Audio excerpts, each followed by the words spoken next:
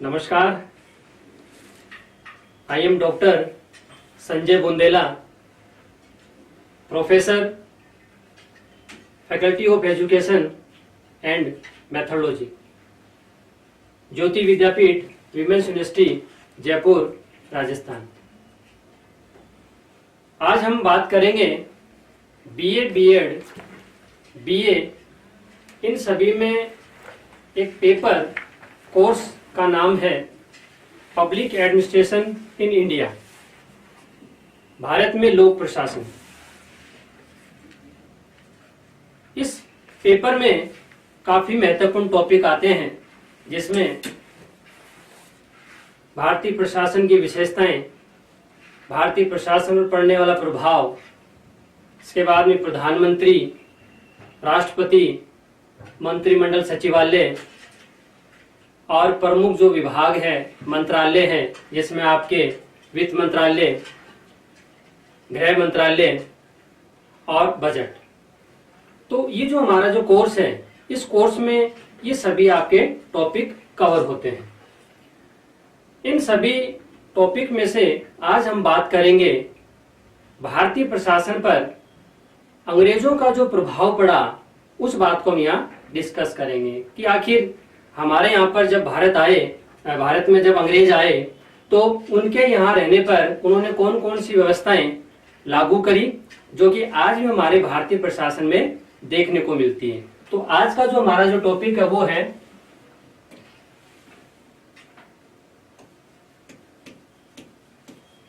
भारतीय प्रशासन पर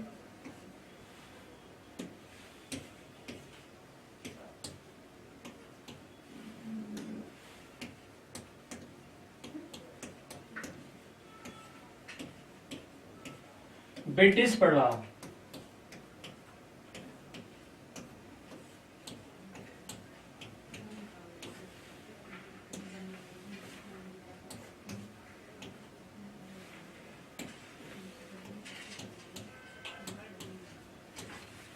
आप सभी जानते हैं कि जब अंग्रेज हमारे यहाँ भारत में आए तो उन्होंने बहुत सारी व्यवस्थाएं चालू करी।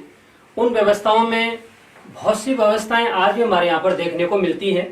कौन कौन सी व्यवस्थाएं हैं, कौन कौन सी बातें हैं जो भारतीय प्रशासन में आज भी प्रचलित हैं, जिनको हम एक एक पॉइंटों के ब्याह पर डिस्कस करेंगे। जिसमें सबसे पहले आपके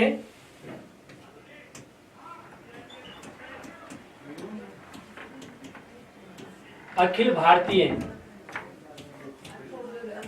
सेवाएं।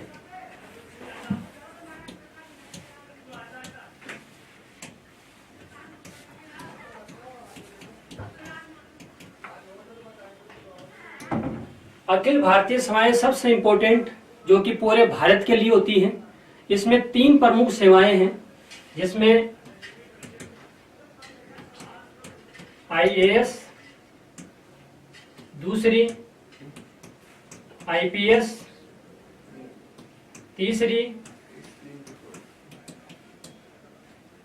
आईएफएस।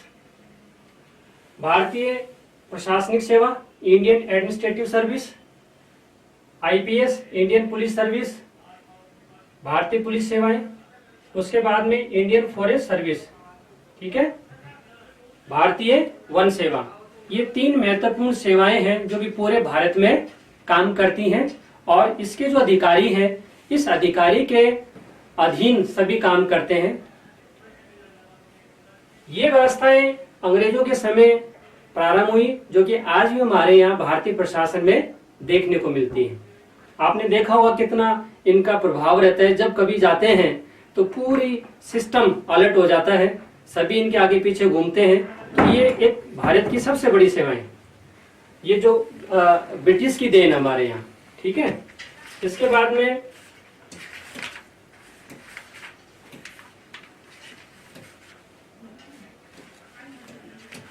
दूसरी जो बात है वो है सचिवालय सेवाएं।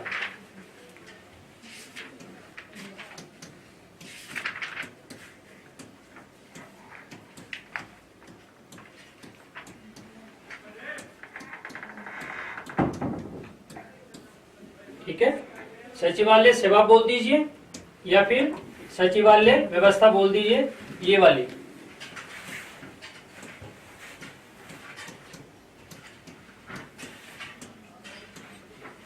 ठीक है। अब ये जो सचिवालय सेवाएं हैं उसमें एक तो जितने भी मंत्री हैं, जितने भी सचिव हैं, वो सभी यहाँ बैठ के अपना पूरे राज्य का, और अगर सेंटर की बात करूं, केंद्र की बात करूं, तो वहां के जो मंत्री हैं, सचिव हैं, बैठ के काम करते हैं। इनका काम होता है केंद्र की और राज्य की नीतियां बनाना। अगर मैं सेंटर की बात करूं, केंद्र की बात करूं, तो आपके केंद्रीय सचिवालय, ठीक है, और राज्य में बात करूं तो राज्य सचिवालय। ठीक है, तो इनका क्या काम हो गया कि नीतियां बनाते हैं। ठीक है, इसके बाद में अगली जो व्यवस्था है जो भारतीय प्रशासन में देखने को मिलती है वो है नौकरशाही की कठोर कार्य प्रणाली।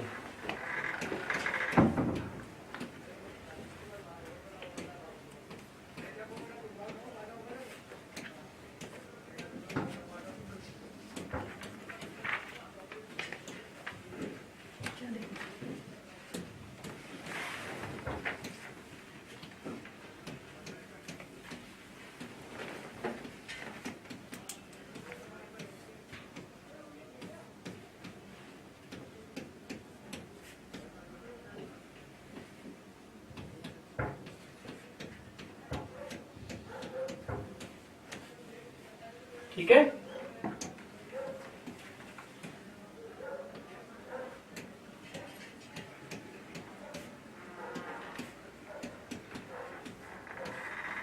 नौकरशाही की कठोर कार्य प्रणाली। जब अंग्रेज हमारे यहाँ पर आए तो उन्होंने ये सोचा कि भाई यहाँ के जितने भी भारतीय हैं, जनता है, वो सब गंवार है। ठीक है, इनको कुछ आता नहीं है। तो उन्होंने क्या किया कि जितने भी जो भी भारतीय थे, अगर उनको कोई काम होता तो वो क्या करते हैं, एक तो अपना शपथ पत्र, उसके बाद में चरित्र प्रमाण पत्र, ये साथ लेके आएंगे, जिसके ब्याह पर आगे प्रशासन में काम बढ़ेंगे। तो फाइलिंग सिस्टम स्टार्ट हुआ, नियम आए, तो उससे क्या हुआ कि वहां पर काम करने में कठोरता आ गई, सिस्टमेटिक काम होने लग गया। ठीक है, तो वो जो व्यवस्था उस समय जो स्टार्ट करी अंग्रेजों के समय पे, वो हमारे व्यवस्था यहाँ भारतीय प्रशासन में आज भी यहाँ आपके देखने को मिलती है। आपने देखा होगा, अगर आपको कोई मूल निवास पत्र बनाना है, कोई भी सर्टिफिकेट बनाना है, उसके लिए आपको एफिडेविट देने पड़ते हैं। ठीक है, शपथ पत्र देना पड़ता है। वो सिस्टम सब ब्रिटेन की देन है, उन्हीं के द्वारा हमने इस चीजों को अपनाया है। तो अभी तक हमने 3 प्रभाव, 3 इफेक्ट हमने देखे, जिसमें आपके एक तो अखिल भारतीय सेवाएं, ठीक है, इंडियन सिविल सर्विस, जिसमें आपके 3 महत्वपूर्ण हैं, एक तो आईएएस, आईपीएस और आईएफएस। ठीक है, देन उसके बाद हमने बात करी सचिवालय सेवा, यह व्यवस्था, सेक्रेटेरिएट सिस्टम। ठीक है, पहले भी बना और आज भी हमारे यहाँ पर कंटिन्यू काम कर रहा है। तीसरा जो आपके है वो है नौकरशाही की कठोर कार्य प्रणाली। ठीक है, जो ब्यूरोक्रेसी है उसका काम करने का जो सिस्टम है, ठीक है, उसका जो वर्किंग सिस्टम है वो क्या है, हार्ड है। ठीक है, वो कठोर है, सरल नहीं है यहाँ पर। तो वो चीजें आज भी हमारे यहाँ पर देखने को मिलती हैं। तो 3 जो पॉइंट हमने भी डिस्कस किए, उसके बाद में जो अगली बात है वो है संघीय व्यवस्था। ठीक है, फेडरल सिस्टम।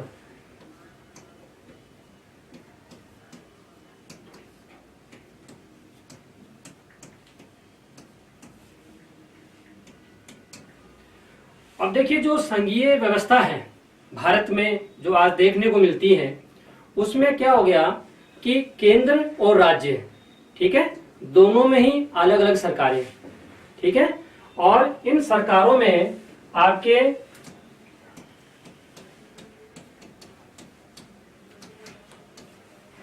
और राज्य सरकार, ठीक है, इनके बीच में विषयों का बंटवारा कर दिया। ठीक है, और वो जो विषयों के जो बंटवारे हैं, ठीक है, जो सब्जेक्ट डिवाइड किए गए, वो उसके लिए आपके 3 सूचियां बनाई गई और उनमें सब मेंशन कर दिया गया। जिसमें 3 सूची कौन सी, एक तो संघ सूची,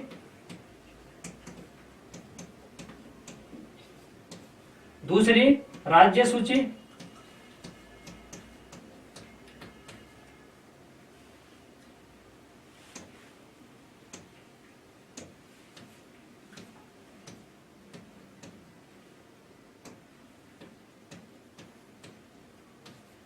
और तीसरी है समवर्ती।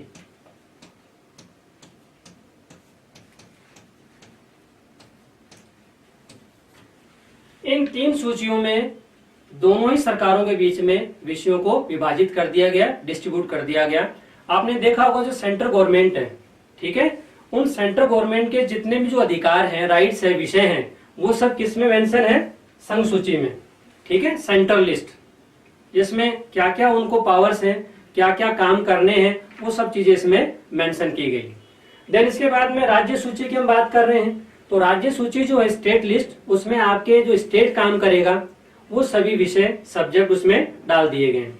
देन उसके बाद में एक है कंकरेंट लिस्ट, समवर्ती सूची। ये वो सूची है जिसमें केंद्र और राज्य दोनों ही मिलकर काम करेंगे। कुछ ऐसे सब्जेक्ट डाल दिए गए हैं जो कि दोनों मिलकर उस पर काम करेंगे। पर अगर मान लीजिए दोनों ने किसी विषय को लेकर कोई कानून बनाया, काम किया और उसमें मतभेद हो गया, तो उस स्थिति में केंद्र सरकार के द्वारा अगर कोई कानून बना है तो उसे ही हम मानेंगे। ये ऐसा इसमें मेंशन कर दिया गया। ये सभी चीजें कहीं न कहीं हम भारतीय प्रशासन में देखते हैं जो पहले के, ठीक है, अंग्रेजों के राज में चली थी। तो ये व्यवस्था भी आज हम यहाँ पर देखते हैं, ठीक है। इसके बाद में जो अगली बात है वो है आपके कमेटी व्यवस्था या समिति।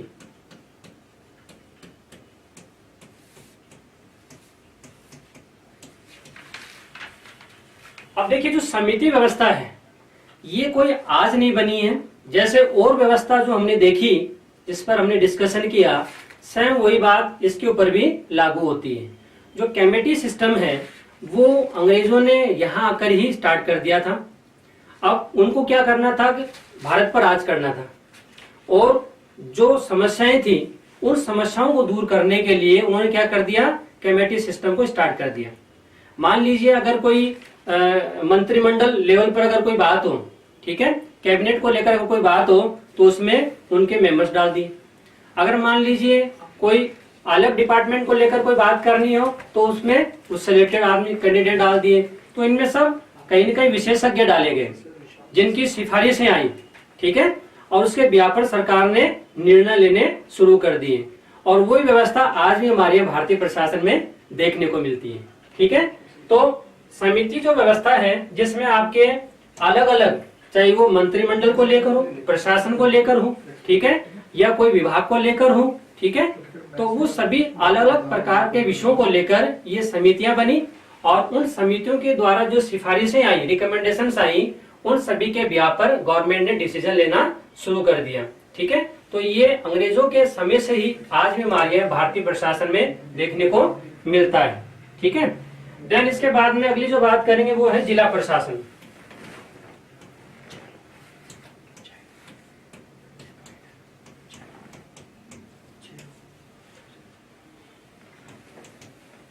अब देखिए जो जिला प्रशासन है वो वेरी वेरी इंपॉर्टेंट है, आज भी आप देखते हैं।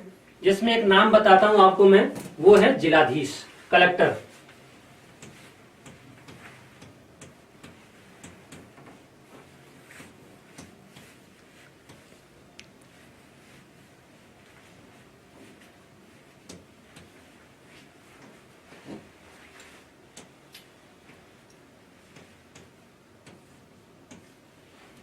जिलाधीश एक वो अधिकारी है जो जिले का सबसे बड़ा अधिकारी माना जाता है।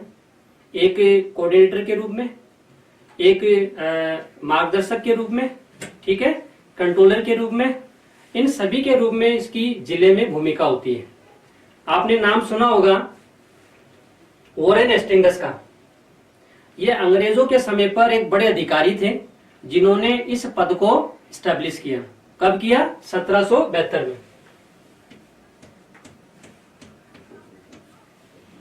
बंगाल में।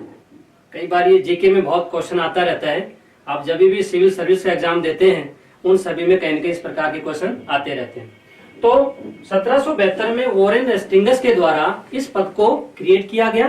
देन उसके बाद में 73 में खत्म भी कर दिया गया।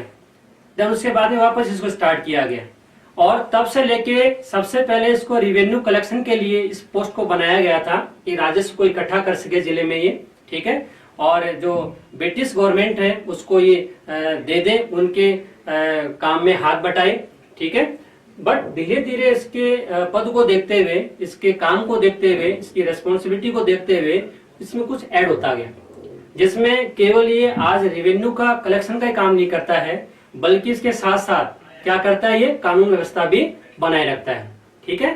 तो दोहरे काम को ये अपने साथ में करता है, रखता है, ठीक है। तो महत्वपूर्ण आपके एक अधिकारी हो गया जो कि जिले में सभी नीचे जो काम करते हैं, ठीक है, जो कोई डिपार्टमेंट हो, कहीं भी हो, कोई भी कर्मचारी हो, सब इसके डायरेक्शन में काम करते रहते हैं, ठीक है।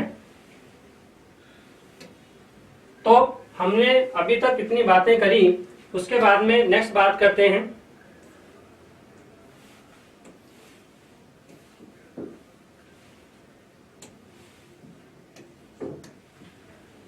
जिलाधीश के बाद जो बात करेंगे वो हम बात करेंगे राजस्व प्रशासन की, रेवेन्यू एडमिनिस्ट्रेशन।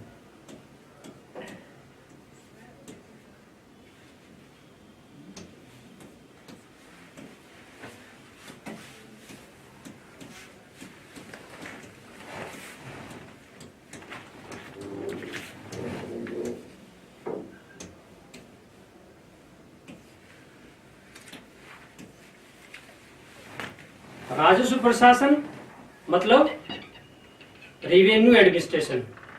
अब देखिए राजस्व प्रशासन जो है, जैसा कि मैंने आपको बताया था कि जो कलेक्टर है, ठीक है, उस कलेक्टर को ये अधिकार दे दिए थे कि वो क्या करे, डिस्ट्रिक्ट लेवल पर सभी कलेक्शन को इकट्ठा करें। तो मेन अथॉरिटी कौन हो गया था, जिलाधीश, कलेक्टर। इसकी हेल्प करने के लिए कौन कौन, एक तो आपके एसडीएम, सब डिविजनल मजिस्ट्रेट, उपखंड अधिकारी, देन उसके बाद में आपके तहसीलदार जो कि तहसील लेवल पर होगा, और देन उसके बाद में पटवारी, ठीक है। तो इन अधिकारियों को इसके नीचे रख दिया गया, जिसमें मैंने क्या क्या नाम बताया आपको। एक तो आपके स्वयं जिलाधीश, देन इसके बाद में एसडीएम, ठीक है, सब डिविजनल मजिस्ट्रेट, देन इसके बाद में तहसीलदार,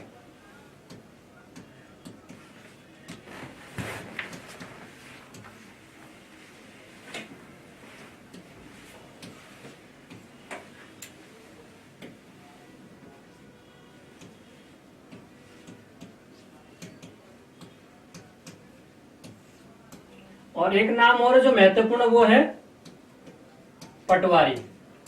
आपने देखा होगा जो भी डॉक्यूमेंट आपको चाहिए पटवारी जी के साइन जरूर होते हैं, वेरिफिकेशन जरूर करते हैं, ठीक है, जो कि गांव में कलेक्शन करने का एक सबसे सशक्त और एक सबसे प्रसिद्ध व्यक्ति माना जाता है।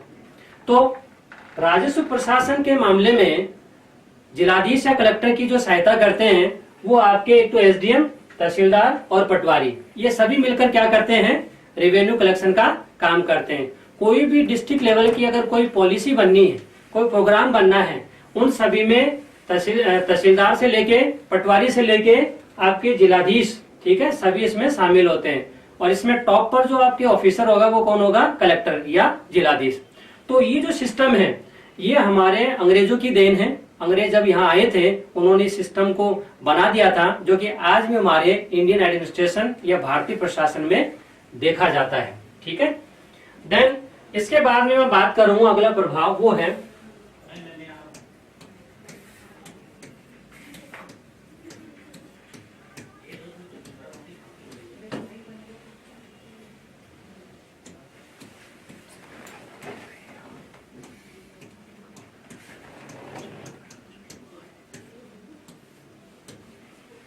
पुलिस प्रशासन।